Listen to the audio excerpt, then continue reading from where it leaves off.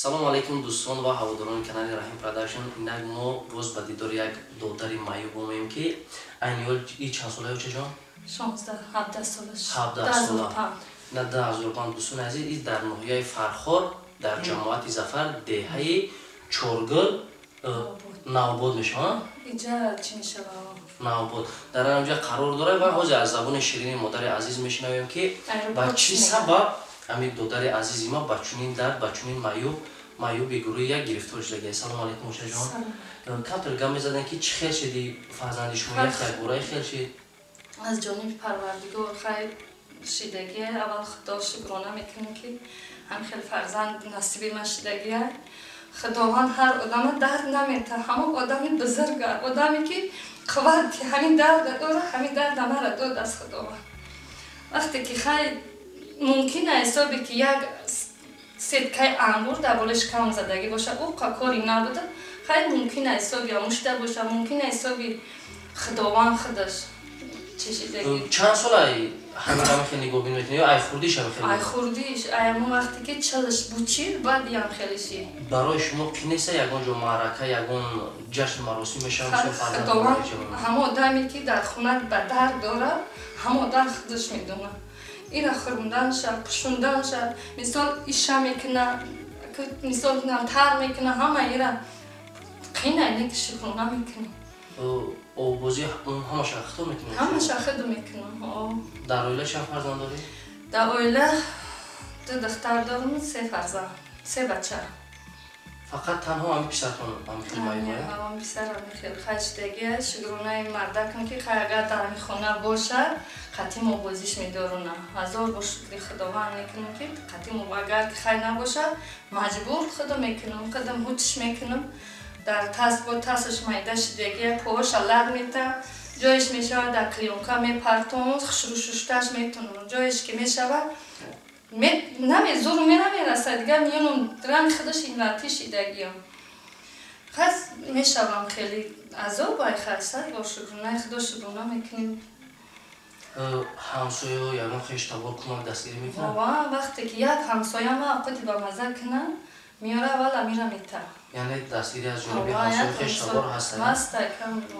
масъалаи пенсияпулиш маошиш чӣ қадар аст? маошиш хайна на 180 буд, намина 270 чидагӣ аст. 270 чидагӣ. очаҷон вақте ки мисол хӯрокаш метен, ягон авқоти ба маззаш метен, ягон фақат авқоти махсус дорад ё тамом чиза мехӯрад? хай аввал мехӯрд, ҳозир жилудкаш ки касал шидагӣ тез ина ҳозир шокоша алишкам ина партофтааст. вақте ки агар ки чиша ҳозир ягон майда хай агар сум боша мехаромш, мисол қаймоқа ягон чай вақте пенсия ё ба собунш мераса, ина мисол 201 нарх навора дида ба собуншам намераса, хай шукронаи худо ки 280 мегирам. авқотиш қатори худмо мехӯрдем, ҳо чизи вазмина мехӯрам мепартоя. касал шидагӣ.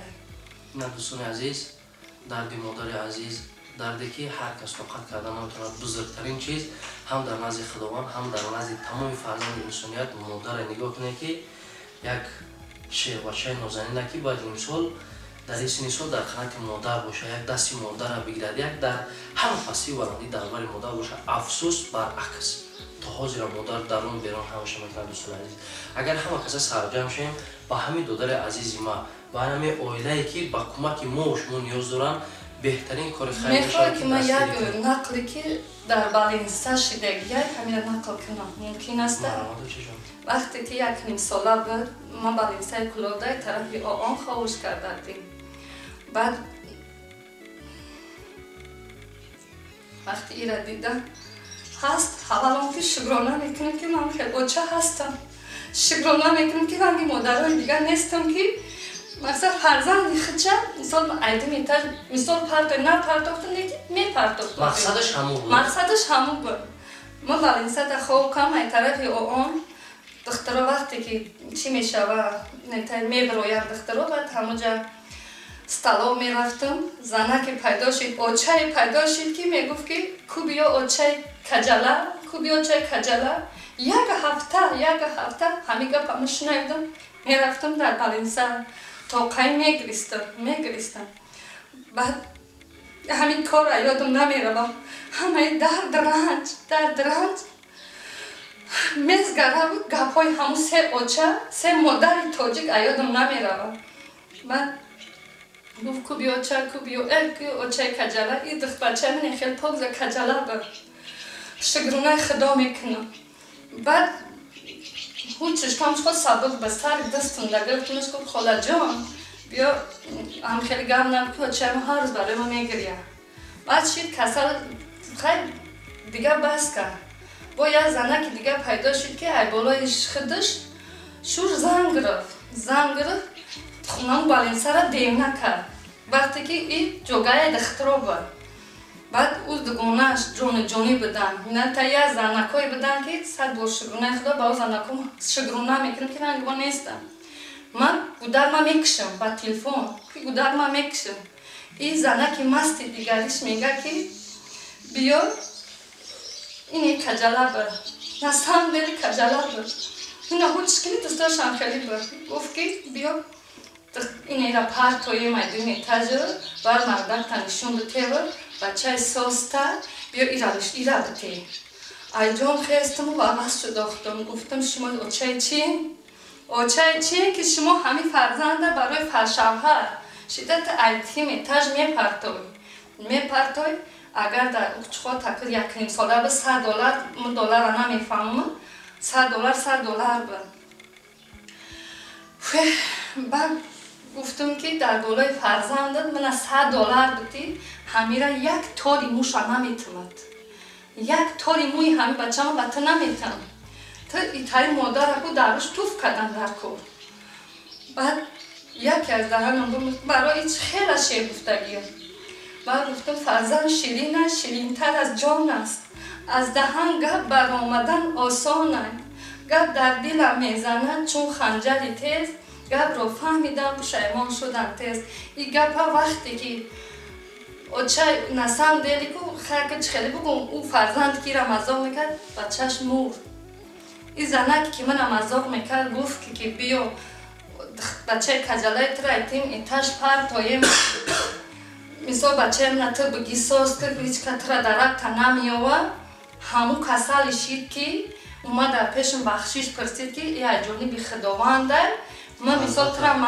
مزاق کردم خداوند من تای کتوم کجاله کرد بخشیشش پرسید ای حقیقت ای یگون چی مرا برنمی چیز شده ایا بافتم دیدی که فرزند خیلی خیلی او هم برای راست رفت او اوچه هم برای راست رفت فرزندش هم قچه گرفت مچه کرد او اومد در بیشم بخشیش پرسید ستاره جان گفت باباش که دختر میترشید ممکن او هیدلی همین بچه من نگرفته باشه که دختری خساز مرد گفتم همه تمه بخش من نکی تای کارات دیگر نکنین همون دخترها اومدن کو برای مشیده 100 بار شگرونه خدا هم دخترها رو ببینن کو میشنشن میگن که در اونجا مرا بهترین مادر گفتردن یعنی 1000 بار شگرونه که ایرا دادن خوردن شا بگو مثال چی شا بگو همه ایرا من نگاه میکنم 100 بار شگرونه خیلی قینه کی در قینسته